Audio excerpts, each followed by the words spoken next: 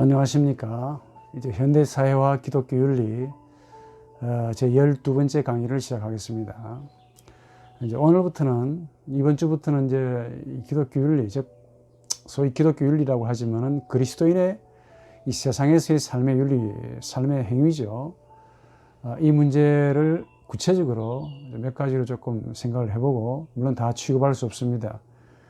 첫 번째 강의부터 11번째 강의까지는 우리 그리스도인의 윤리 혹은 이 세상에서의 그리스도인의 어떤 그 삶의 윤리를 행하기 위해서 내가 누구인가라는 이 문제에 이론적으로 많이 좀 접근했다면은, 이제부터는 몇 가지 이제 실천적인 문제를 한번 적용해 보는 시간으로 한번 해보죠.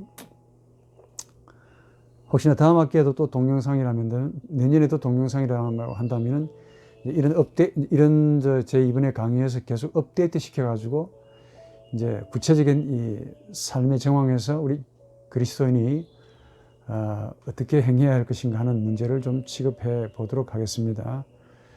가장 중요한 것 가운데 하나가 내가 누구인가, 그리고 내가 하나님의 나와 이웃 사이의 나의 가운데 놓이는 나로서, 인간 나로서 이 두 신적인 혹은 영적인 본질 혹은 존재의 사이에서 내가 어떻게 행해야 할 것인가에 대한 문제를 고민하는 가운데 있습니다. 이런 관점을 가지고 오늘은 이제 첫 번째 구체적인 윤리적인 문제, 이 기도에 대한 문제를 생각해 봅시다. 한 번 더 우리 지난주에 이야기했던 대로 하나님의 나 있음과 이웃의 나 있음, 이 두 본질이 사실은 영적인 본질이고, 나의 실제성, 생명은 바로 그 사이에 놓여 있다. 그래서 어느 한 개를 취사 선택할 수 없다라고 했죠. 취사 선택하게 되면 반드시 문제가 생기고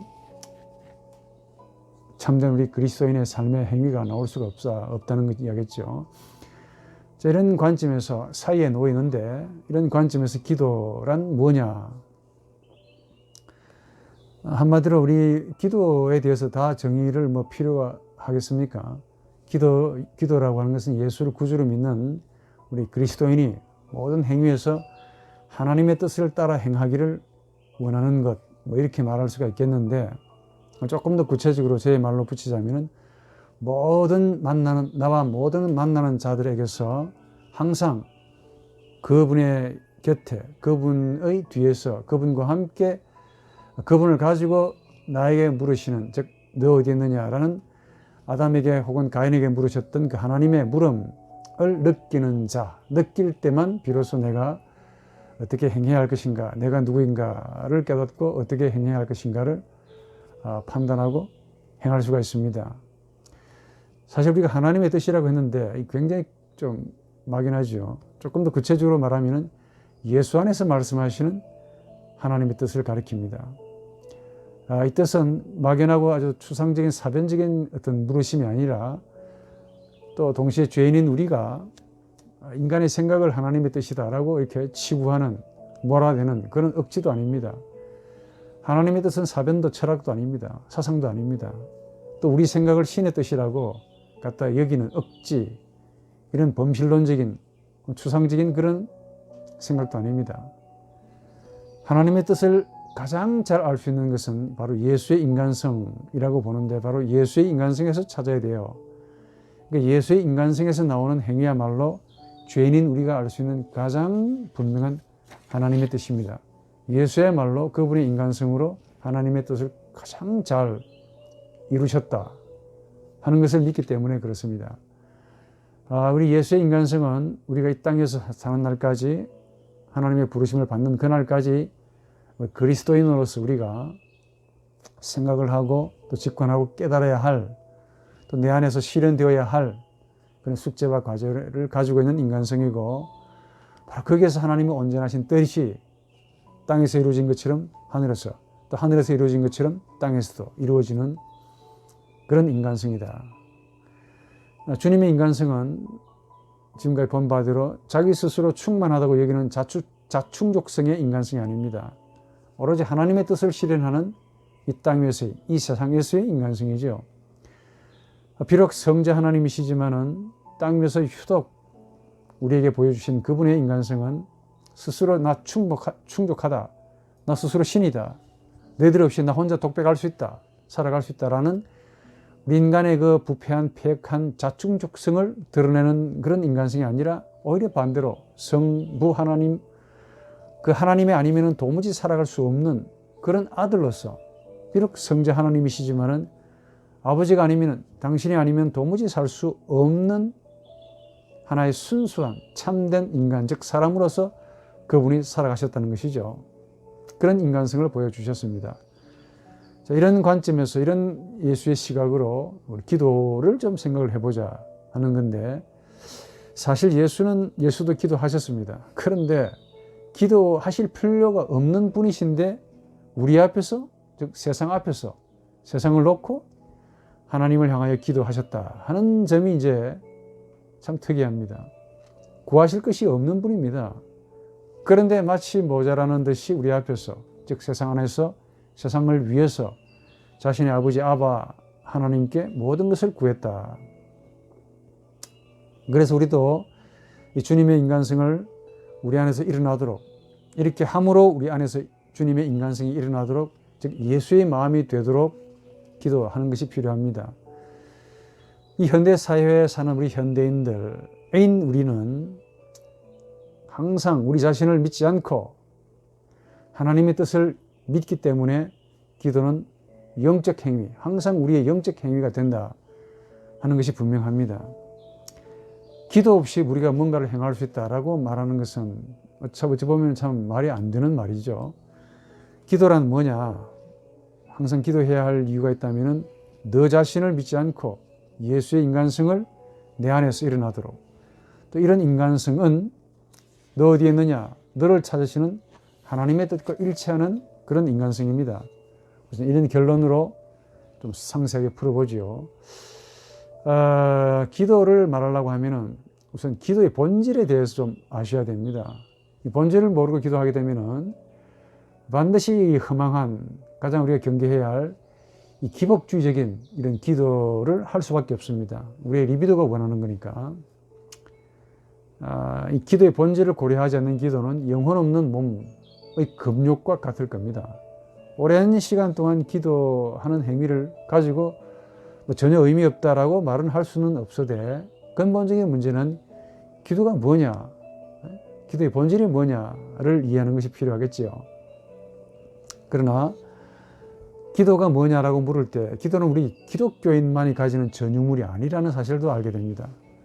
모든 종교는 아시다시피 나름대로의 기도의 형식을 다 가지고 있습니다. 그러니까 우리 기도가 행위적인 문제라고만 본다면 과연 기독교의 독특성은 기도에만 있는가? 기도가 우리 기독교에만 있기 때문에 과연 기독교가 다른 종교에 관해서 아주 독특한가? 말을 할 수가 없겠습니다. 다 있기 때문에. 그러면 다른 종교에서도 이 기도를 하고 우리 기독교에서도 기도를 하는데 차이가 있느냐? 차이가 있다면 어떤 본질에서 차이가 있느냐 하는 문제를 깊이 고려해야 됩니다. 교수님은 그냥 기도하면 안 되겠습니까? 그건 여러분 생각이고 좀 아시고 기도하는 것이 좋을 겁니다. 목회자가 되시는 분들은 기도의 본질을 생각하기 전에 우리 인간 영혼의 그 내용부터 좀 생각을 해야 돼요. 왜냐하면 기도는 우리 인간 영혼의 문제와 직관되기 때문에 그래요. 직접적으로 관계하기 때문에. 기도하면서 우리 영혼에 무슨 일이 벌어지는가를 좀 알 필요가 있습니다. 일반 학문이 가르쳐준 우리 분명한 사실이 이제 있죠. 저희 이 강의뿐만 아니고 지난 학기에 했던 강의도 참고하시면 좋겠는데, 우리 영혼은 현대 학문 이론에 따라서 적어도 세 가지 차원, 심오한, 아주 신비한 이 세 가지 차원을 가지고 있다 하는 사실은 분명합니다. 하나는 의식이고, 다른 하나는 의식 밑에 있는 리비도라고 불리우는 개인 무의식, 또 다른 하나는 하나님의 형상에 거하는 소위 초개인적인 무의식 혹은 집단 무의식이라고 명명되는 바, 그러니까 명명되었기 때문에 그렇게 사용할 수밖에 없다는 겁니다. 이런 세 가지 큰 지평으로 되어 있고, 우리 인간의 의식은 나타난 바 된 빙산의 일각에 불과하다 하는 것 말이죠. 그러니까 의식과 무의식은 서로 연결되어 있지만은, 그러나 나타난 바 된 의식이라는 그 말이죠. 그러나 우리 의식의 밑바닥에는 그러니까 개인 무의식으로 들어가기 전에 그 경계선이 뭐냐? 니체가 말한 대로 히메로의 의지가 정말 개딱지처럼 붙어가지고 떨어지지도 않아요. 껌딱 집어도 더해요. 일생 동안 우리를 괴롭히고 힘들게 할 겁니다. 그리고 이 히메로의 의지는 또 어디에서 양분을 제공받고 있느냐? 바로 컴플렉스라고 하는, 개인 컴플렉스라고 하는 이 개인 리비도, 이 리비도의 소위 자연적인 충동이라고 하는 여기에서 공급을 받고 있습니다. 뗄 수 없는 거죠. 이걸 이제 하나님의 형상의 입장에서 보면 이게 전부 다 죄악인 거예요. 당연히 기도는 우리의 무의식적인 행위가 아니고 바로 의식적인 행위죠. 의식적인 행위이기 때문에 이런 문제가 나온다는 것 말입니다. 기도하면서 뭘 만듭니까? 우리 의식은 문장을 만듭니다. 여기서 우선 크게 기도가 가지는 두 가지 측면을 먼저 여러분들이 제공하고 좀 풀어 설명하는 게 이해가 될 거라고 봅니다. 하나는 기도하면서 의식은 문장을 만듭니다. 맞죠? 근데 의식이 만든 문장은 아까 말씀드린 바 히메르의 의지와 리비도에 뿌리를 두고 있는 의식이기 때문에 이것들이 의식을 향해 강하게 압박을 하면서 만든 문장이라는 점에 이제 문제가 있습니다. 그래서 그렇게 만들어진 문장들에게는 기도한다 할지라도 기도의 행위 속에는 의식이 만든 문장인데 이 의식이 만든 문장이기 때문에 즉 히메르의 의지와 리비도의 영향을 받아서 만든 문장들이기 때문에 인정하든 부인하든 기도하면서 히메르의 의지가 작용하고 있어요. 또 이 히메르의 의지를 끊임없이 이걸 위해서 끊임없이 에너지와 활기를 생의 욕구를 불어넣어주는 원천은 리비도라고 했습니다. 의식은 힘이 없습니다. 사실은 이 히메르의 의지와 살려는 욕구인 히메르의 의지와 리비도의 지배를 받고 있기 때문에 의식이 아무리 뛰어난 문장을 만들었다 하더라도 우리 의식이 만든 문장들이죠. 이런 영역에서 벗어날 수가 없다는 겁니다. 지난번 많은 강의에서 이 히메르의 의지의 본질에 대해서 니체 이야기를 쭉 하면서 역사도 이야기했고 많이 보았습니다만은 본질이 뭐든가요? 상대를 내 종으로 만들고자 하는 이 히메르의 의지죠. 내가 상대의 주인이고자 과시하는 그런 의지고 상대를 지배하고 신조차도 명령하고 다스리고 내 종으로 부려먹으려는 그런 히메르의 의지라는 말입니다. 이게 마음에 안 들면 갈아치우고 또 새로운 신을 세우고 이렇게 끊임없이 하는 이 히메르의 놀라운 의지지요. 노골적으로 말하면은 그래서 기도하면서 우리는 신을 나의 충복으로 만드는 종으로 만드는 욕구를 언어로 그렇게 표현한 겁니다. 참 이걸 알면은 우리가 기도하면서도 얼마나 죄를 짓고 있는가를 알게 될 텐데 기도 속에는 인정하든 부인하든 내 의식 밑바닥에 삭제되어지지 않은 제거할 수 없는 히메르의 의지가 딱 들어앉아 있고 또 히메르의 의지에게 양분을 제공하는 리비도가 붙어 있습니다. 맞붙어 있습니다. 그래서 기도하면서 만든 문장 그 영향을 받고 있다는 이야기입니다. 즉 하나님을 높이 세우면서도 내 종으로 만들어서 어쨌든 내 히메르의 의지와 이 리비도를 구체적으로 실현하려고 하는 그런 표현이죠. 의식이 만든 곱상한 문장이긴 한데 내용은 바로 그겁니다. 즉 히메르의 의지와 리비도는 근본적으로 하나님 앞에 죄악인 거야. 따지고 보면은 이런 기도의 문장 역시 근본적으로 하나님 앞에 죄악인 겁니다. 이게 첫 번째 관점이에요. 따라서 우리가 기도하면서 우리 의식이 만든 문장은 죄악이라는 의식이 만든 문장이고 그 내용인즉슨 하나님을 명령하고 하나님을 정으로 하나님을 충복으로 여기려고는 또 여기기를 원하는 죄악에서 나온 겁니다. 이렇게만 이야기하면 기도하지 말아야 되겠습니까? 라고 말씀하시겠는데 또 그렇지는 않습니다. 다른 측면이 있다는 거야. 아까 말한 이게 첫 번째 측면이고 다른 측면은 또 하나가 있는데 이것 때문에 하나님이 우리에게 기도하시라고 말씀하시죠. 생각한데 이번 주 아마 다음 주까지 기도가 나올는지 모릅니다. 진행해보고 시간이 가는 대로 다른 하나가 있습니다. 뭐냐? 우리 의식이 만든 그 죄악된 문장, 그게 전부가 아니고 또 무엇이 있다는 거야. 그것이 뭐냐? 기도는 바로 하나님의 형상이라고 하는 참된 나가 있는데, 그게 있는데, 이 참된 나가 바로 하나님을 찾고자 인간의 나는 너 어디 있느냐에 응답하고 싶어서 몸부림치는 하나님의 너로 인해 살려고 하는 바로 그 하나님의 형상이 있단 말이에요. 바로 이 하나님의 형상이 하나님을 갈구하고 찾고자 하는 이 갈구, 휘구에 뿌리를 두고 있다는 데서 이제 그래도 가능성이 있습니다. 참된 나라고 불리는 하나님의 형상에 의해 나온 문장일 수도 있다는 것이죠. 이 형상이 어디에 있습니까? 소위 초개인적인 무의식, 리비도 개인 무의식을 넘어서서 초개인적인 무의식이라는 심연에 거하고 있습니다. 그러니까 의식이 만든 죄악된 문장이지만은 바로 이 하나님의 형상이라고 하는 나가 하나님을 당신으로 너 어디 있느냐라고 부르시는 그 하나님 앞에 나 여기 있습니다 라고 응답하려는 그런 하나님을 사무치게 만나려고 애를 쓰는 그런 이 생명애로의 욕구, 참된 생명애로의 욕구, 하나님 애로의 강한 욕구가 거기에 담겨 있습니다. 그게 나온 거야. 그래서 기도의 문장 속에는 하나님을 너로 만나려는 강렬한 애정이 담겨 있습니다. 의식이 만든 문장이긴 하지만은 그것만 보면은 하나님을 종으로 만들려는 그런 문장이지만은 그 내면을 더 들여다보면은 하나님의 형상이라고 불리는 참된 나가 하나님 당신이 아니면 도무지 살아갈 수 없습니다 라는 이 애절한, 또 하나님이 이걸 찾으시고 또 우리 하나님의 형상인 내가 이걸 하나님을 찾고자 하는 간절한 휘구가 담겨있는 문장이 바로 기도의 문장이라는 겁니다. 이 두 가지 면을 가지고 있어요. 기도는 의식이라는 측면에서 보면은 하나님을 종으로 내 마음대로 부려먹고자 하는 이 욕구가 담겨있는 문장이죠. 사악함이죠. 그러나 그 사악함 뒤에는 하나님의 형상이라고 하는 참된 나가 너 어디 있느냐라고 부르시는 하나님의 그 질문에 나 여기 있습니다 에 응답하면서 살려고 나오려고 의식으로 나오려고 애를 쓰는 몸부림치는 애절한 이런 욕구의 표현이다 하는 점이 담겨 있습니다. 이 참된 나를 우리는 하나님의 형상이라고 말했습니다. 그리고 의식이 많은 모든 문장들은 전부 죄인이라고 불렀죠.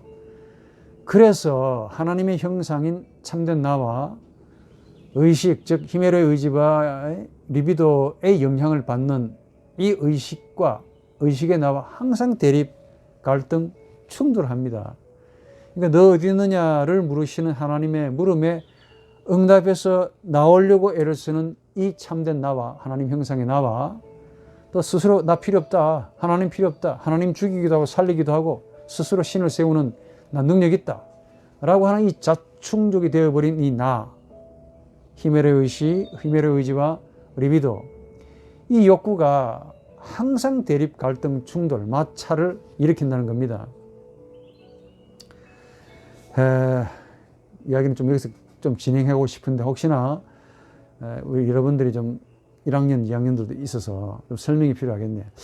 우선 이 참된 나라고 불리는 하나님의 형상이 우리 속에 있다는 거 증거가 있습니까? 이렇게 물어보실 텐데 물으시면 참 좋겠고 여러분들이 질문 안 하시기 때문에 여러분들 대신해서 많은 증거들이 있습니다. 성경 속에. 특히 신약에 무진장 많습니다. 하나만 우리 시간상 하나만 내가 탁 이야기를 드리고 하죠. 또 다른 우리 지난 학기의 동영상에도 그 성령론 교회론 종말론에도 제가 소개해 놨는데 뭐 시간 되시면 참고하시기 바랍니다. 하나만 있습니다.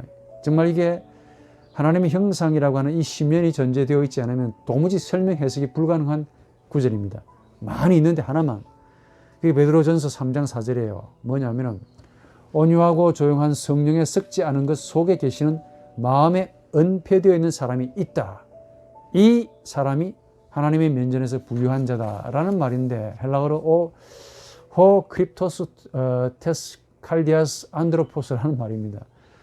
이게 이제 라틴어로 번역하면 absconditus cordis est homo. 무슨 말이냐면은 마음의 은폐된 사람이 있다라는 말입니다. 이게 마음에 은폐된 사람이 있다. 그러니까 우리 마음에 은폐된 사람이면서 이분이 하나님의 보시기에 면전에 하나님과 마주하여 어마어마하게 부유한 자다라고 베드로가, 그것도 베드로 전서에서 언급을 했습니다. 베드로가 누굽니까? 예수와 수제자고 예수와 3년을 같이 동고동락한 참 수제자지요. 많은 말을 들었을 텐데 이 베드로가 한 말입니다. 이게 뭐냐 이게요. 이 설명이 안 돼. 이분은 바로 하나님의 형상이 분명하고 궁극적으로 바로 예수의 형상입니다. 예수의 이미지를 우리가 가지고 있다는 것이죠. 그래서 가지고 있기 때문에 예수를 보지 않아도 믿습니다. 제가 이 설명하는 한계가 아니고 지금 로마서 6장 6절 죄의 모험, 옛사람, 새사람, 그리고 죄에게 종로로 탄다, 죽은 자, 이게 무진장 많아요. 로마서 6장, 특히 로마서 6장에 보면은 죄가 너희를 지배한다, 죄의 종, 의의 종, 속사람, 이거, 그리고 우리의 속사람, 옛사람, 새사람, 참 이런 말들, 이런 표현들은 무슨 말이냐? 다음에 시간 되면 또 약속은 못 하겠습니다만 설명해 드리겠지만은 우리 영혼이 의식과 힘의 의지, 리비도로만 구성되어 있지 않다는 것을 암시하죠. 우리 영혼에 전혀 새로운 차원의 영역이 있다는 것을 전제하고 있습니다. 현대학문은 루돌프 오토라는 사람이 다 사일리게, 즉 거룩한 것이라는 책을 쓰면서 그게 누미노자라고 불렀습니다. 그리고 칼 구스타프 융이라는 심리학자는 이걸 초개인적인 무의식, 개인을 넘어서는 집단적인 무의식이라고 불렀고, 또 에버너 같은 이런 언어 철학자는 이걸 너라고 불렀고, 또 자기라고 불렀고, 하이데거 같은 이 철학자는 무라고 불렀어요. 그러니까 사람마다, 신학자들마다 다 다양하게 불렀는데 이것은 성경에 보면은 이런 무어가 있다는 것을 암시하죠. 이걸 전제로 하지 않으면 해석을 할 수가 없다는 겁니다. 이게 결국 하나님의 형상을 가리킨다 라고 할 수밖에 없습니다. 놀랍지 않습니까? 의식의 나는 항상 대립 충돌, 참된 나와 대립 충돌, 갈등을 일으키는데 이런 갈등 충돌을 바울이 기록했고 2000년 전에 많은 주의 종들이 그 시대의 언어로 표현했기 때문에 그런데 현대 2000년 이후에 학문이 이걸 증명해 줬다는 거 아닙니까? 그러니까 성경이 얼마나 심오한 책이라는 거 아시겠죠? 알량한 지식으로 성경을 갖다 마음대로 풀 수 있다고 생각하면 큰 오산입니다. 일반 은총의 도움을 받으셔야 돼. 무슨 말이냐면은 의식과 의식의 본질인 힘의 의지 그리고 개인 리비도가 하나의 나로 활동하고 있습니다. 그러나 또 이 초개인적인 이런 의식을 넘어서는 이런 개인 무의식을 넘어서는 초개인적인 무의식 속에서도 새로운 형태의 나가 완전히 독립적으로 새롭게 자신의 의지대로 활동한다 하는 겁니다. 이 두 개의 나가 의식에서 항상 충돌, 마찰, 갈등을 빚고 있다는 것이죠. 그 의식이라는 지점에서. 따라서 의식이라는 장소는 두 개의 힘이, 두 개의 나가 충돌하고 대립하는 장소이기도 합니다. 적어도 기도하면서 그래요. 하나는 힘의 의지라는 자기 자신의 뜻대로 하려고 이걸 이루어 보려고 하는 이 나가 있고, 다른 하나는 하나님의 형상이라고 하는 하나님의 뜻에 따라 살려고 하는 이런 참된 나가 이 의식에서 대립, 갈등, 충돌, 마찰을 빚습니다. 언제까지? 기도하면서도 그렇고 일상생활에서도 그렇고 우리의 생명이 다하는 날까지 충돌할 겁니다. 참, 갈등의 여정이죠. 우리 인생이. 그러니까 마음은 원하는데 육신이 약하다는 말이 바로 그 편입니다. 내가 경건에 집중하면 집중할수록 리비도는 나를 혼미하게 합니다. 무겁게 하고 곤비하게 하고 피곤하게 한다는 말이죠. 나를 힘들게 하는 자가 내 밖에 있는 이웃이 아니고 바로 내 안에 있는 것들입니다. 이런 나가 나를 힘들게 하는 거죠. 더 정확하게 이런 나가, 죄악된 나가, 참된 나, 하나님의 형상의 나를 핍박하고 힘들게 하고 괴롭게 하고 억누르고 은폐하고 강박시키는 거야. 이 정도로 이야기하고 이제 기도에 대해서 좀 생각해 봅시다. 아까 말씀드린 바 우리 기독교만 기도를 가지고 있지 않습니다. 공통적으로 다 기도를 합니다. 심지어 예수를 믿지 않는 불신자들도 기도한다는 거 아십니까? 나름대로의 기도의 형식을 갖추어서 자기 나름대로 기도합니다. 기도의 특징이 뭡니까? 기도하는 순간만큼은 내가 무력하다, 내가 나약하다를 깨닫는 순간이죠. 기도하는 사람치고 나 전능하다, 모든 걸 다 할 수 있다 라고 말하는 사람이 없을 겁니다. 기도할 필요가 없겠지요.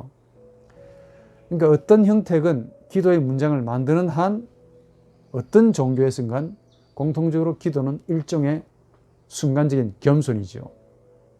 즉, 나 스스로 할 수 없다라는 사실을 토설하는 순간입니다.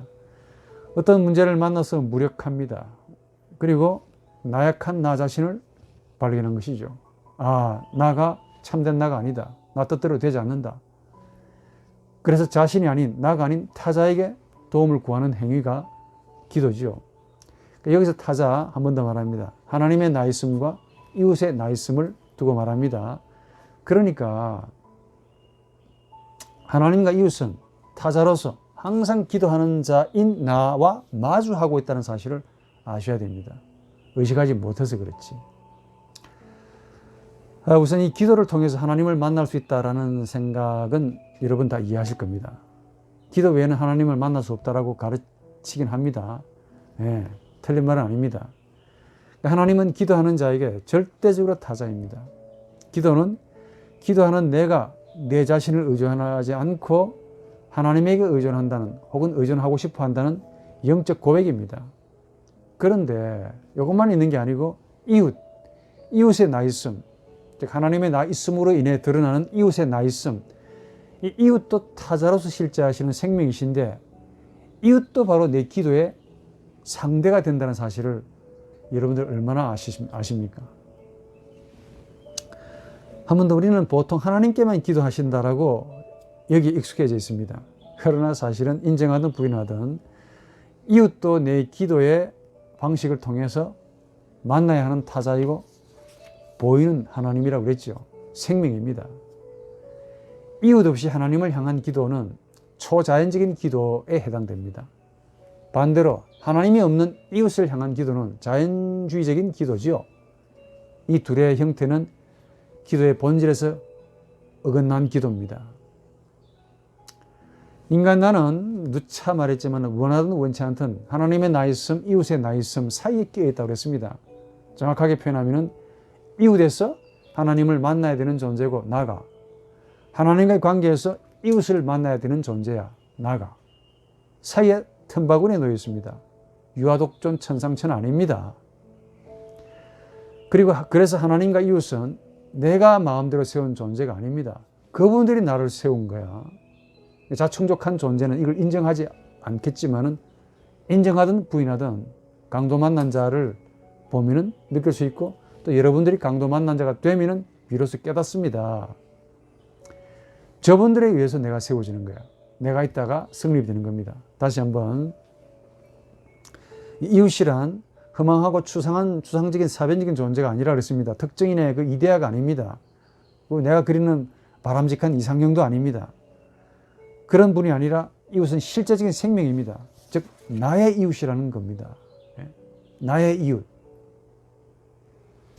본질적으로 나의 이웃이지 그것의 이웃이 아니고 다른 분의 이웃이 아닙니다. 그래서 이웃은 도덕이나 윤리, 인륜, 제도, 관습, 습관, 종교, 문화, 사회, 국가, 민족, 많은 이런 세상적인 형식의 시스템의 구조에 은폐되어 있기 때문에 보이지 않는 거야. 내가 거기에 매여 있기 때문에 안 보이는 겁니다. 이런 것들에서부터 자유를 하면은 찬란하게 나타난다고 지난번 강의에서도 이야기했습니다.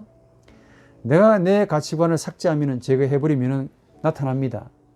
근데 내가 내 가치관을 가지고, 인생관을 가지고, 역사관을 가지고 뭔가를 보려고 하기 때문에, 즉 내 유익성에 따라서 상대를 보려고 하기 때문에 강도 만난 자가 안 보이고 나 역시 강도 만난 자라는 사실을 알지 못하는 것이죠.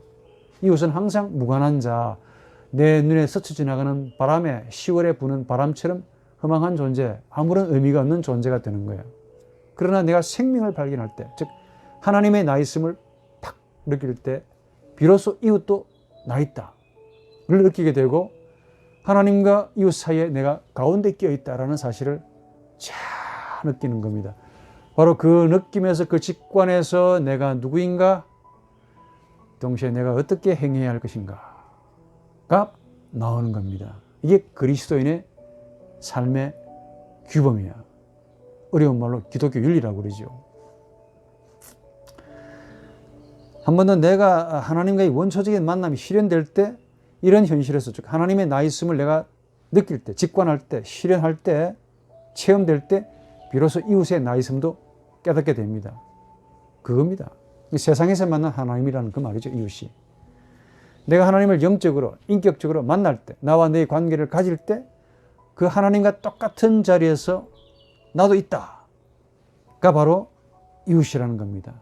한 번 더, 그래서 하나님은 무한한 이웃이고 우리가 말하는 이웃은 유한한 하나님인 거죠.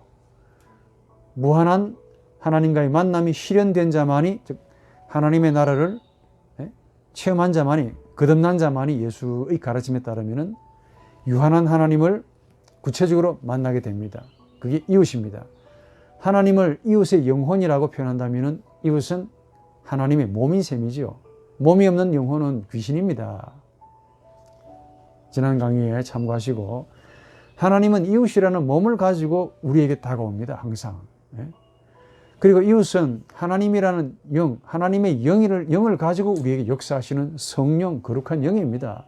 예수의 영이고, 하나님은 구체적인 이웃의 무한한 실현, 좀 어려운 말로 라고 한다면 이웃은 이런 무한한 하나님의 구체적인 실현입니다. 말이 좀 어려운가요? 여러분 표정이 좀 상상이 됩니다. 아유, 교수님 좀 무슨 말을 하실까? 강의가 참 어렵네. 어려우니까 한 번, 두 번 반복해서 들어주시고, 쉬우면은 비싼 등록금 내고 저한테 왜 배우겠습니까? 그렇죠?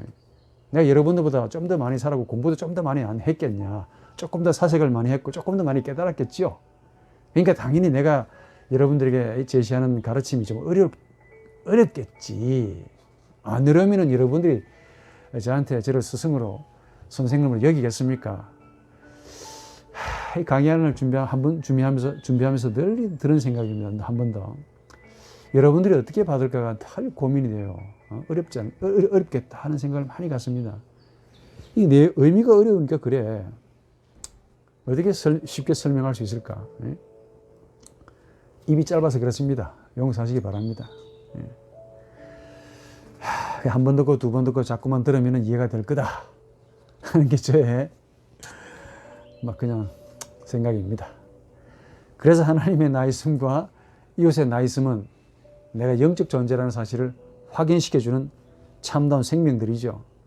다만 하나님의 나 있음과 이웃의 나 있음에 차이가 있습니다.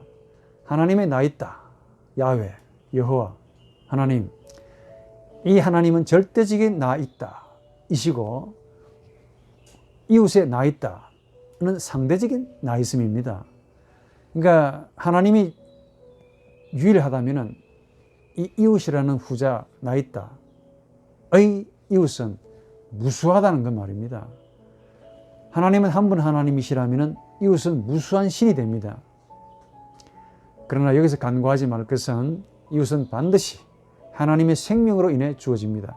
내가 하나님의 생명을 덧입어야만이 내 눈에 비친다는 겁니다. 내 눈에 강도 만난 자로 비춰야만이 그 이웃을 내가 헌신적으로 섬기고 도와줄 수가 있다는 겁니다. 그래서 거듭난다는 말이 여기서 전제가 되어야 되는 겁니다. 거듭난 자만이 하나님의 뜻을 행할 수 있고, 거듭난 자만이 이웃을 내 몸처럼, 내 자신처럼 섬기고 사랑할 수가 있다는 그 말입니다. 기도는 바로 한 번 더 하나님과 이웃 사이에 놓여있다, 이런 나다는 것이죠. 그래서 기도는 이 사이에 놓여있는 나가 하나님에게 이웃 앞에서 말하는 겁니다.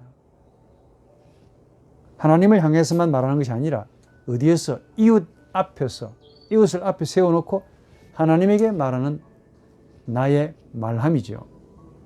바로 여기에서 기도의 본질을 이해할 수 있는 실마리를 발견하게 됩니다. 즉, 기도는 타자를 향해 내가 말한다는 거죠.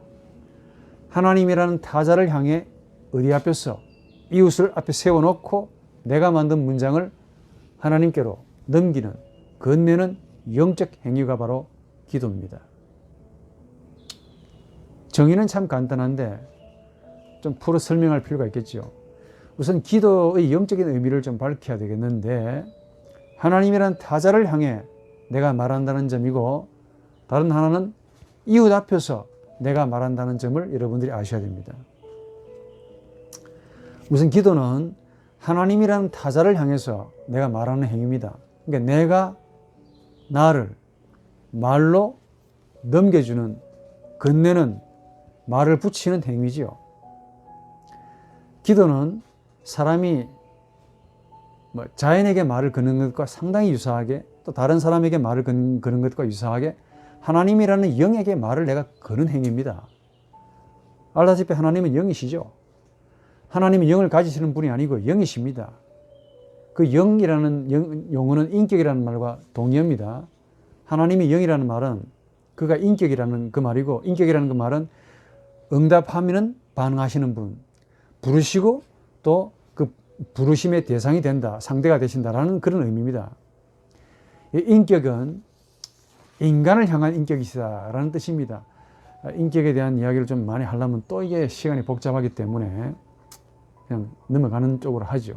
가장 큰 장애, 인격을 이해하기 위한 가장 큰 장애, 왜냐하면 말이 인격이라는 말밖에 없기 때문에 그래. 페르소나, person, 페르존, 이런 말밖에 없기 때문에 이제 이게 고단한 설명이 필요한데, 이 예수께서 따로 혹은 우리 기독교에서 따로 용어를 마련해 주면 되게 좋은데, 원래 기독교에서 만든 용어입니다. 삼일째 터툴리안이 하나님의 그 삼위성을 설명하기 위해서 페르소나를 썼는데, 이게 세월이 흘러가면서 철학자들이 마음대로 혼용해서 자충족한 존재로 사용하는 바람에 혼미가 되었기 때문에 오늘 이 시대에 사는 여러분들이 인격을 이해하는데 많은 이 걸림돌을 갖게 되는 것이죠. 철학적으로 말하는 인격이 아닙니다. 즉 자충족성의 능력을 나타내는 인격이 아니고, 나 자충족하기 때문에 내가 능력이 있어서 내가 힘이 좀 남아 돌아가기 때문에 양심의 법에 따라서 남을 배려한다, 그 정도의 인격이 아닙니다. 본질에서 많이 벗어난 인격입니다. 사실은 원래 삼위일체에서 출발합니다. 페르소나가 트레스 페르소네 그렇게 말하잖아요. 그래서 제가 생각해 본 건데, 인격의 가장 좋은 이해를 돕기 위해서 인칭이라는 말을 좀 생각해 봤습니다. 여러분들이 문법 배우실 텐데 한글에 문법에도 있습니다. 여러분 언어에서 인칭이 나오죠. 1인칭, 2인칭, 3인칭 있죠. 아시면 예. 1인칭은 누구를 가리킵니까? 나. 2인칭은 너를 가리키죠. 그러니까 나와 너를 제외한 1인칭과 2인칭을 제외한 모든 관계, 모든 어떤 존재자를 지칭할 때는 전부 3인칭으로 표시하지요. 그런데 1인칭과 2인칭만이 실제 혹은 생명을 표현하는 방식입니다. 1인칭과 2인칭만이. 1인칭과 2인칭만이 생명이고, 3인칭은 우리 머리가 만들어낸 관념입니다. 3인칭은 처음부터 있었던 게 아닙니다. 머리가 만들어낸, 머리가 임의적으로 만들고 개발해 놓은, 발견한 하나의 발견물이죠. 세상의 작품이란 말이에요. 세상을 만들기 위해서 만든 작품이야. 3인칭이라는 게. 그러니까 한 번 더, 1인칭과 2인칭만이 실제합니다. 생명이야. 1인칭이 뭐고 2인칭이 뭐냐? 나하고 너입니다. 나가 뭐냐? 너가 뭐냐? 이렇게 물어서는 안 된다 그랬죠. 그건 무엇이 아니기 때문에 그래. 이름도 아닙니다. 이것은 명칭도 아니고 사물을 지칭하는 그런 존재도 아닙니다.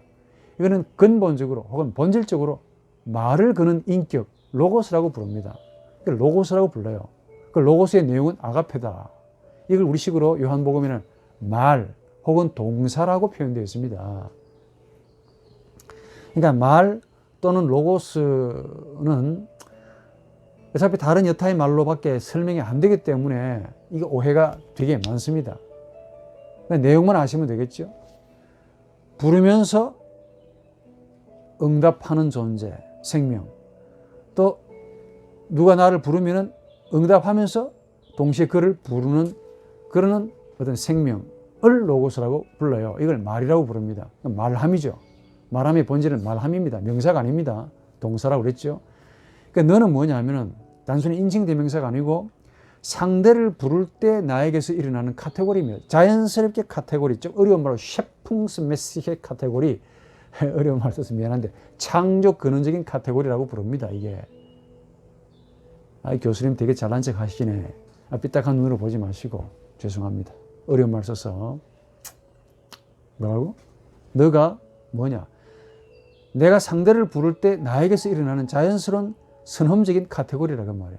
어렵지, 선험적이라는 말도. 그럼 나는 뭐냐? 상대로 인해 부르심을 받을 때 나에게서 일어나는 카테고리야, 이게. 범주라 그 말입니다. 그래서 범주라 하니까 또 오해가 많은데 표현할 말이 없어요. 내 혀가 짧다고 이야기하네. 무엇이라 그 말입니다. 또 무엇이라는 말도 아니야. 그것입니다. 그것도 아니야. 그러면 생명이야. 그냥 일어나는 거야. 그냥 이게 내 안에서 자연스럽게 일어납니다. 이게. 예를 들어 보자고. 제 이름이 한수환입니다. 혹시 이름 모르시는 분 안 계시겠죠? 1인칭이 나죠. 내가 누구인가 한번 물어보십시오. 그럼 한수환이 납니까? 나는 한수환이지만은 한수환이가 나가 아닙니다. 그렇죠? 한수환은 이름일 뿐이야. 이름. 그래서 내가 붙이는 이름이 아니고 저희 아버님이 붙였는데 정작 내 이름을 누가 사용합니까? 나는 한수환이다라고 내가 부르면 약간 좀 이상하죠. 남이 나를 부르는 이름이야. 그렇죠? 저는 그래도 명색이 또 목사입니다. 한 목사. 한 목사님이 납니까? 내가 한 목사님입니까? 내가 한 목사라는 말은 맞겠는데 그러면 한 목사가 나냐?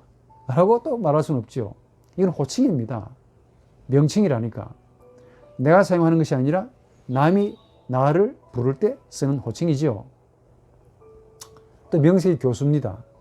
한 교수가 난가? 에? 나는 한 교수입니다. 그 반대로 한 교수가 나인가? 아니죠. 지금 제 말 따라오십니까? 한 교수가 나 아니죠. 이 직업에 대한 호칭이죠. 즉 누가 사용합니까? 남이 나를 부를 때 쓰는 호칭이란 말이야. 저는 저희 아버님 이름을 내가 여러분들에게 소개할 필요가 없죠. 한 아무개의 어른의 아들입니다. 그러면 그 한 아무개의 아들이 난가? 아니죠. 나는 그 한 아무개의 아드님이에요. 장남입니다. 그러면 그 한 아무개의 아들이 난가? 또 아니죠. 또 누구의 남편입니다. 그럼 누구의 남편이 난가? 아니죠. 나는 누구의 남편이 맞습니다. 그러나 반대로 누구누구의 남편인 당신이 나냐? 아니죠. 제 체중이 한 67kg, 키가 한 173, 얼굴이 이 모양으로 생겼습니다. 이게 납니까? 이건 제 몸뚱아리에 불과하잖아요. 이것도 거울이 없으면 내가 누군지 모릅니다. 거울도 우리 인간이 발명했잖아요. 발견했다 하니까 구리를 갈아가지고 보니까 얼굴이 비치는 거야. 물에서 보니까 처음에는 물에서 봤고 물이 발전해서 구리로 지금 여러분들이 보는 이 거울이 된 거야. 그것도 발견한 지 얼마 안 됩니다. 내가 나를 어떻게 알아요? 모릅니다. 이 얼굴도 이런 이 판도 내가 나를 나타내기 위함이 아니고 남이 나를 가지는 겁니다. 얼굴도. 이렇게 보면 전부 다가 내게 하나도 없어요. 전부 남이 나를 알아보기 위해 가지고 있는 겁니다. 인정하시면 아멘. 그러니까 이런 식으로 물어보면은 내가 누구냐라고 답이 안 나옵니다. 수많은 명칭들로 표현되고 있을 뿐이지 남이 나를 부를 때 쓰는 호칭들이지 이런 것들은 사실 나의 고유성과 별로 상관이 없습니다. 도대체 내가 누굽니까? 생각하면 되느냐? 생각을 또 하지 않으면 나가 또 등장하지 않긴 합니다. 그러니까 사유를 통해서 나타나지 않는 것은 사유가 이것을 만들 수 없기 때문에 안 나타나는 거야. 고기토가 잘못된 겁니다. 나라는 존재는 지난번에 생각을 통해서 나타나지만은 생각이 나를 결정한다라고 말하면 안 된다니까. 그만큼 이 나가 신비입니다. 생각으로 사유로 사상으로 만들어진 게 아니야. 오히려 이 사상과 사유의 근거가 됩니다. 그래서 내가 생각하는 존재지요. 내가 있어야만이 사유가 가능하고 이성이 활동하고 관계, 만남, 역사가 일어난다고 이야기했죠. 다시 기도로 돌아와서 한 번 더 기도는 말함입니다. 이 말하려고 할 때 이 나라는 존재의 도움을 받지, 즉 나 있다의 도움을 받지 않으면 결코 말을 할 수가 없어요. 그래서 동물이 말을 못합니다. 말한다는 것은 내가 말하는 행위죠. 즉 내가 나를 말로 넘긴다는 행위인데 동물도 언어를 가지고 있긴 하지만은 말이 아닙니다. 우리 인간의 말은 토설된 문장이다. 뭐라고? 인간의 말은 토설된 문장이다. 문장입니다. 그래서 동물의 말은 소리지만, 소리로 된 파장이지만 인간의 말은 문장입니다. 문장. 유독 우리 인간의 말은 본질적으로 문장이에요.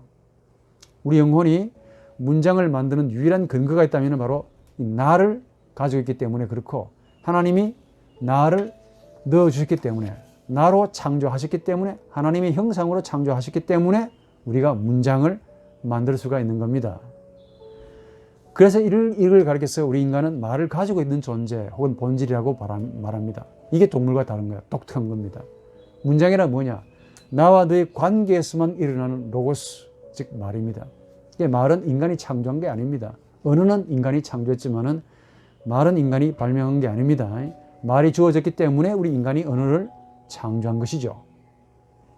인간이 받은 말로 문장을 만드는 셈입니다. 그러니까 문장이란 나가 만든 영적인 문장, 영적인 말이라 그 말이죠. 이 나라는 말은 근본적으로 너를 향해서 부르는 말입니다. 이해하시죠? 나란 그냥 나 아니고 독백 천상천하 유아독존이 아니고 나란 뭐냐? 너를 부르기 위한 나입니다. 너를 향한 나이기 때문에 로고스라고 부릅니다. 여기서 하나님의 말씀이다라는 말이 있는데, 이건 인간을 향해서, 인간의 너를 향해서 하나님이 나 있다를 말하시는 나를 뜻합니다. 로고스가. 그래서 하나님의 나 있음, 나가 가장 원초적인 문장이고, 바로 그 문장에서 우리 인간이 이 문장을 기억해서 인간의 나가 또 문장을 만듭니다. 이 원초적인 하나님의 나 있음, 이 나를 인간이 가짐으로 비로소 인간은 말하는 본질이 되었다. 한 번 더, 이 원초적인 말을 누가 넣었겠습니까? 하나님 외에 넣을 분이 없잖아요. 하나님이 주시지 않았다면 도대체 이 신비한 영적인 정신을 어떻게 설명할 수 있겠냐고. 자, 그렇다면 하나님이 인간의 나를 주셨다면 그 하나님은 바로 인간의 나를 만드신 분, 즉 원래의 나입니다. 그래서 나 있다, 야훼. 나이신 분만이 자신의 피조물에게 자신과 관계하는 너로 만들기 위해서 나를 주실 수가 있다는 거죠. 그래서 하나님과 우리 인간과의 관계가 나와 너의 관계라고 부릅니다. 반드시 나와 너의 관계야. 1인칭과 2인칭의 심오한 신비적인 관계죠.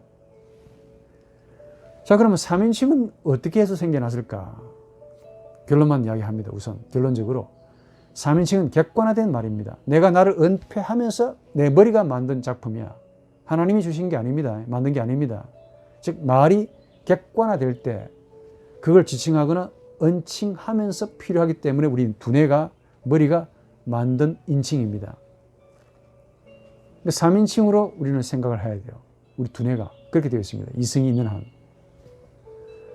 3인칭으로 사유한다, 생각한다 라는 말이 무슨 말이냐? 여러분들 문장에서, 문법에서 혹격이라는 게 있습니다. 보카티브스, 혹격, 부르는 거죠. 이걸 기도라고 부르는데, 이거 부르는 문장과 완전히 반대입니다. 이 사유하는 말은 3인칭으로 사유한다. 우리 이성은 항상 3인칭으로 사유하게 되어 있습니다. 그러니까 생각하는 문장은 반드시 부르는 문장과 대립합니다. 충돌합니다. 반대가 된다, 이게. 부른다는 것은 내가 1인칭으로 2인칭을 향해서 부르는 거지만은 3인칭은 내가 3인칭으로서 생각하는 거야. 사유하는 행위입니다. 생각하는 행위를 지칭하죠. 또 이해를 돕기 위해서 네, 이럴 줄 알았네. 오늘 다음 시간까지 해야 되겠구만요. 저기 산이 있습니다. 산 좋아하십니까? 산 좋아하는 분들은 집에서 산 타는 기구를 만들어 놨어요. 제가 참 흥미있게 봤습니다. 집에서 연습합시다. 이분들이 유명한 그 산 타는 염아무개라는 분이 이런 말 합니다. 인상 깊게 들었는데, 왜 당신은 저 히말라야라는 그 아주 생명을 걸어놓고 올라가십니까? 라고 기자들이 물었는데, 이분의 답이 아직도 제 귀에 쟁쟁합니다. 산이 저를 부르기 때문에 간대요. 산이 저를 부른대요. 산에 가면 죽을 수 있지 않겠습니까? 했는데 죽음도 할 수 없지요. 산이 부른대요. 그래서 간답니다. 산이 부르기 때문에 간다.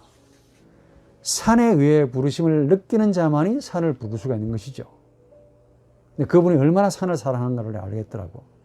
비록 히말라야, 알프스 엄청나게 높은 그런 산이지만은 이 산이 자기를 부르는 거야. 어이, 나와라, 올라와라, 나와라, 너 어디 있니? 와라. 라고 부르기 때문에 히말라야라는 산이라는 어떤 생명이 자신을 부르고 있기 때문에 양반은 알겠습니다 하고 보따리를 또 싸들고 밥을 굶어가면서 목숨을 내어놓고 산으로 올라가고 있더라, 이게. 참, 안 신기하십니까? 예? 그분이 산을 부르는 이유가 뭡니까? 산이 자신을 부르고 있기 때문에 그래요.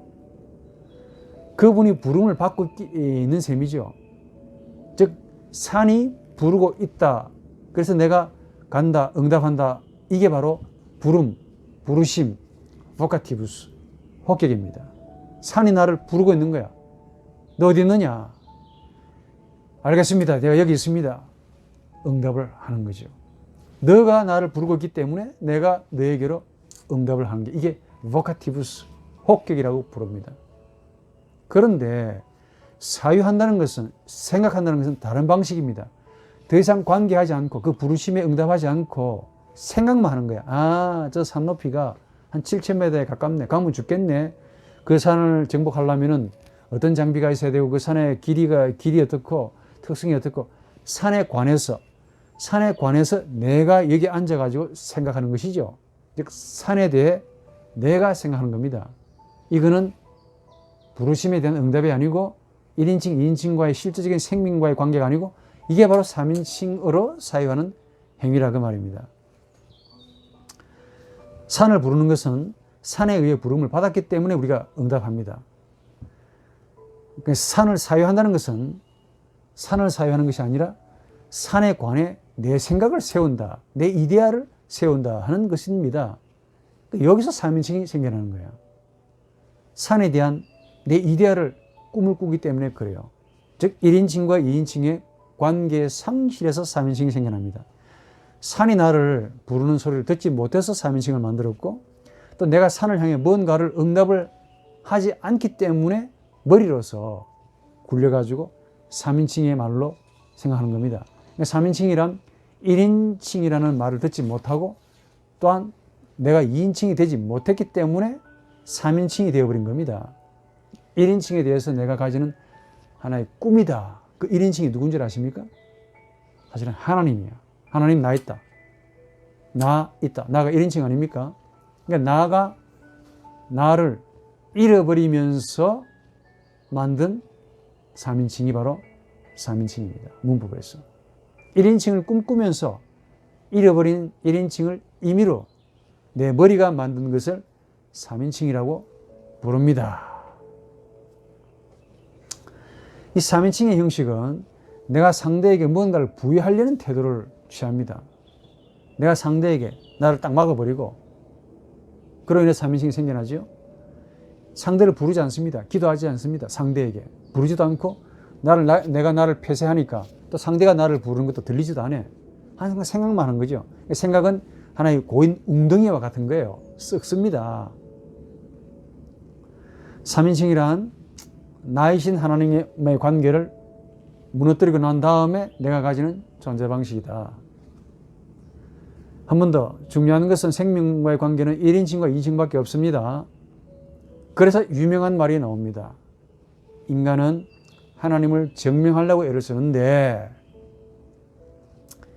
하나님은 주격과 혹격으로서만 만날 수가 있는 거야. 하나님은 주격, 주어, 주인이기 때문에 우리 인간에 의해서 증명될 필요도 없고 또 우리 인간이 하나님을 불러야만 하나님이 실제하시기 때문에 혹격으로만 실제하시기 때문에 인간의 3인칭으로 증명될 수도 없단께. 이게 내가 한 말이라면 너무 좋겠는데 페르디난트 에버너라는 분이 한 말입니다. 기도는 아까 말씀드린 바 우리 영혼이 만든 문장인데 이걸 하나님이라는 1인칭, 나에게는 2인칭이죠. 이 생명에게 전달하는 영적인 행위입니다. 우리 영혼이 만든 문장을 가지고 완전한 타자이신 하나님이라는 분에게 넘긴다 이거야. 우리 영혼이 만든 문장이란 사실은 우리 의식이 만든 문장입니다. 아까 내가 얘기했듯이 의식은 문제가 많다고 그랬죠. 죄악이라고 그랬습니다. 우리 의식은 우리 각자가 만드는 모국어라는 특정 언어를 가지고 만든 문장입니다. 그러니까 모국어, 즉 외국어, 모국어. 이 대체로 1살에서 한 4살까지 결정되는데 말 그대로 세상적인 언어입니다. 세상에서 만들어졌고 세상 안에서 만들어지고 세상과 함께 내 영혼을 지배하는 언어입니다. 지난 강의에서 충분히 설명했듯이 세상이란 참된 하나님의 나 있음을 상실하고 난 다음에 그 하나님 대신에 내가 세운 새로운 신이라고 그랬죠. 참된 하나님을 잃어버린 인간이 그 대체물로 만든 것이 세상이다. 그래서 세상은 하나님을 두려워하는 마음이 들어가 있고 동시에 또 하나님을 그리워하고 사무치게 갈구하는 욕구가 담겨 있다. 즉 아벨을 죽인 가인의 마음이다. 이렇게 말하면 되겠습니다. 겉으로는 내가 동생 죽인 자입니까? 라고 하나님께 허세를 부렸지만은 내면적으로는 하나님 당신이 없으면 죽는다. 가지고 싶어서 늘 그리움으로 가지고 있는 나. 즉 성 쌓는 마음이 그 마음이라고 그랬죠. 여전히 성을 쌓고 있습니다. 기도도 사실 하나님 앞에 성을 쌓는 행위와 똑같습니다. 하나님을 향해서 마음을 열고 다시 하나님과의 영적인 관계를 가지고 싶지만은 내가 내 자신을 폐쇄시켰기 때문에 이제는 생명의 위협을 느끼지 않습니까? 또 여기서 복잡하게 힘의 의지가 나오고 또 살고 싶은 욕망이 리비도로 곡해가 돼가지고 이런 뒷범벅이 되어 있는 이 충동들로 가득 차 있습니다. 이런 가인의 영혼이 각 개인에게 우리에게까지 전이가 되었다는 거죠. 가인의 영혼입니다. 이게 아담의 영혼이고 이런 의식으로 언어를 만든다 이겁니다.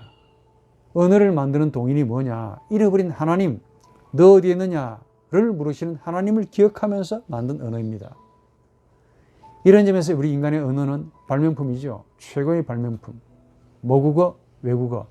이런 언어들을 발명하는 이유는 바로 창조시에 받은 하나님의 형상인 나 때문에 그렇습니다. 나 있음. 나의심을 자각하는 의식을 우리는 자의식이라고 그러죠. 나라는 정신적인 존재가 이미 영혼에 주어졌고 본질적으로 너를 향하는 존재입니다. 인간의 나는 너 어디 있습니까? 를 물으시는 인간의 나입니다. 자의식. 너가 누굽니까? 우리 인간이 말하는 너가 바로 너 어디에 있느냐를 물으시는 하나님의 나입니다. 하나님 자신입니다. 우리의 인간의 나는 하나님 자신이 어디 있습니까?를 묻는 물음이야. 이게 인정하든 부인하든 태고적부터 들었던 말입니다. 의식에게 있는 게 아니고 바로 초개인적인 심연 속에 깔아앉아 있는 겁니다. 융의 심리학이 이걸 증명해 주고 있습니다. 아이고 한번 할 수 어렵겠다. 그러니까 나갈 건 되게 많고 너 어디에 있느냐를 물으셨을 때 아담은 이 원초적인 고통을 느꼈다 했죠. 에브의 언어 철학이 이걸 증명해 주었다 그랬습니다. 즉 나라는 말은 너 어디에 있습니까? 너를 찾는 말이라고 했습니다. 그래서 우리 모든 인간들의 영혼의 가장 깊은 곳에는 이 원초적인 형태의 로고스, 너 어디에 있느냐를 구하시는 하나님의 말을 가지고 있습니다. 하나님의 형상을 가지고 있는 거죠.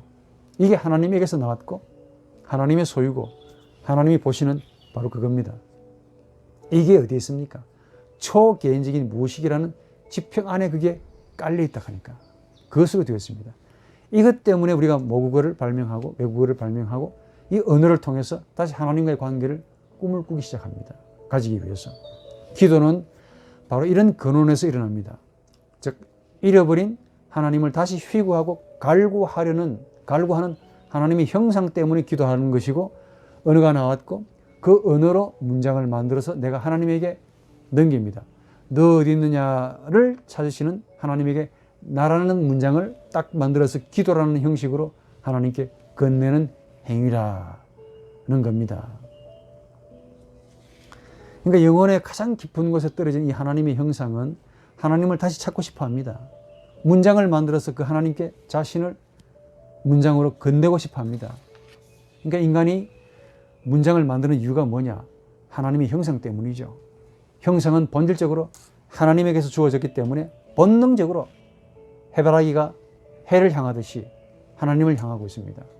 이 욕구가 의식으로 하여금 언어를 만들게 했고, 이 발명된 언어로 이 하나님의 형상은 자신의 창조주 하나님에게 말로, 모국어로, 문장으로 자신을 건네려고 한다 이겁니다. 기도의 본질이 바로 여기에 있습니다. 하나님의 형상이라고 불리는 참된 나는 사실 하나님에게는 하나님과 마주할 수 있는 그런 유일한 존재입니다. 이게 없으면 안 돼.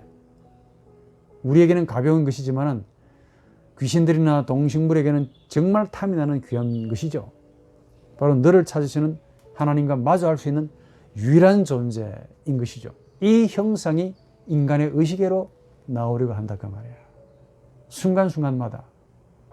그러나 우리 의식은 히메르 의지나 리비도 이것들이 있어가지고 완고하고 경화되어서 딱딱해져서 나오지 못하게 만듭니다. 그럼에도 형상이 초개인적인 집단 무의식에 거하는 형상이 이 휘구가 너무 강해서 직접 의식으로 나오지는 못하지만은 이 하나님을 휘구하는 강렬한 에로스의 형태로 이 형상이 만든 메시지를 의식을 향해서 끊임없이 던집니다. 하나님이여, 하나님이여, 나 여기 있습니다. 나를 봐주세요. 나 여기 있습니다. 해바라기가 태양을 찾듯이 나 봐주세요. 나 여기 있습니다. 이 초자라고 불리는 이런 것들, 도덕적이고 인륜적인 것들, 종교적이고 법적인 형태의 리비도 이게 계속 억누르는 거야. 통제하고 있는 것이죠. 참다운 나는 하나님을 만나고 싶어 하는데 인간의 의식, 초자, 개인 무의식 이것들이 다 가라앉아가지고 이게 성경에는 마태복음 13장에는 이게 그 뭡니까?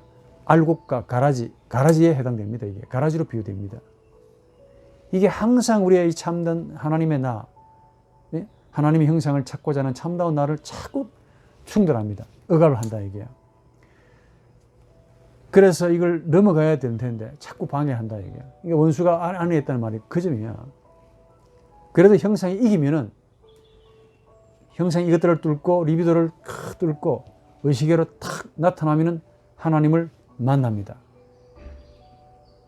그러나 그 리비도에서도 온갖 힘과 에너지 충동들이 팍 뿜어나와가지고 인간 의식을 만나지 못하게끔 참된 나를 인간 의식이 만나지 못하도록 마구 명령하고 다스리고 있지 않습니까? 한마디로 제 표현으로 전쟁터와 같습니다. 전쟁은 밖에서도 일어나지만 그 밖에 일어나는 전쟁을 만든 장본인이 누군지 아십니까? 우리 인간의 내면 속에 있다 하니까 전쟁을 종식시키려고 평화협정 만들지 마시고 우리 인간의 나를 들여다보시고 인간 나를 좀 전쟁을 평화로 만들어야 돼. 평화 어디에서 옵니까? 저 밖에서 오는 게 아니고 내 안에서 이루어져야 평화가 오는 거야. 평화. 내가 나와의 용서, 만남, 평화, 내가 참다운 나로 실제하시는 하나님과의 만남에서 평화가 이루어진다니까. 이런 평화된 마음이 되어야만이 밖에서의 전쟁을 싸우지 말자라는 평화를 만들 수가 있는 겁니다. 그러니까 이런 다양한 충동들이 우리 의식을 지배해서 불안하고 무력하고 모자라고 위협을 느끼고 다양한 형태의 고통을 만들어냅니다. 그래서 우리 인간이 이런 고통을 겪으면서 토설하는 문장이죠. 살려주십시오. 하나님 당신이 어디 있습니까? 살고 싶습니다. 라는 형태의 기도의 문장을 만들어냅니다. 문장은 본질적으로 이런 문장은 한글로 문장이기 때문에 좀 어감이 안 되는데 독일말로 zet중이라고 그러는데 자츠라 그러는데 자츠는 SATZ인데 자츠는 이 zet중 세우다라는 말에서 나왔습니다. 우리 한글은 세종대왕부에서 한 몇백 년밖에 안 됐지만은 저 외국어는 산스크리트 언어 같은 경우는 굉장히 오래된 언어입니다. 그 언어에서 우리 인간의 정신성을 하나님과의 영적인 관계를 담은 그 정신성의 언어입니다. 정신을 표현하기에 참 적합한 언어인데 우리 한글은 조금 미비해요. 이 자츠라는 말은 문장인데 문장의 본질은 동사 젯중에서 나왔습니다. 젯젠이 뭐냐면 세운다 라는 뜻입니다. 문장을 세우는 거야. 누가? 내가 누구를, 하나님을 어디 앞에? 내 앞으로 세우는 능력에 힘이 있는 문장이야. 이 문장이 바로 나이고 너입니다. 그래서 나가 있는 한 너가 반드시 반응하게 되어 있고, 너가 실제 하는 한 반드시 나가 반응합니다. 둘 다가 문장이기 때문에 그래. 나 있음, 너 있음이 문장이지 않습니까? 그러니까 너가 있는 곳에는 반드시 나가 있고 있어야 되고, 또 그래서 하나님이 나 있음으로써 하나님이 우리 인간에게 너 어디에 있느냐, 어디에 있니, 장소성을 묻는 질문 같지만 너 있다, 나와라 하는 말이죠. 그래서 나와 너라는 관계는 본질적으로 생명의 관계고, 기도는 바로 이런 관계를 휘구하는 참된 하나님의 형상의 내적인 욕구의 표현이다. 이 욕구가 너무 강하기 때문에 리비도와 히메로 의지를 넘어서서라도 의식계로 나와서 의식된 말로 이렇게 문장을 만드는 겁니다. 우리 의식이 만든 문장은 비록 힘도 없는 죄악된 문장이지만은 상대를 내 앞으로 모시고 오게 하는, 세우는, 멈칫하게 만드는, 수답하게 만드는 능력을 가지고 있습니다. 그래서 기도가 능력이다라는 말이 여기서 나오는 거야. 힘이 있기 때문에 그래. 하나님마저도, 움직이는 하나님마저도 하나님 보세요 라고 말하면 하나님이 멈칫하고 나를 쳐다보신다 얘기야. 하나님을 움직이게 만드는, 하나님을 정지하게 만드는 이런 힘이 바로 기도입니다. 우리 기도가 바로 하나님의 문장이고, 나로 실제하시는 하나님을 하나님의 늘어서 나 있습니다 라는 문장으로 만들었기 때문에 나로 실제하시는 하나님이 반응한다 그 말이야. 이런 기도의 깊은 의미를 가지고 우리 다음 주에는 조금 더 기복적인 기도, 참다운 기도에 대해서 좀 세밀하게 분석해 봅시다. 많이 어려웠겠지요? 한 번 더 들으시기 바랍니다. 좋은 날 되십시오.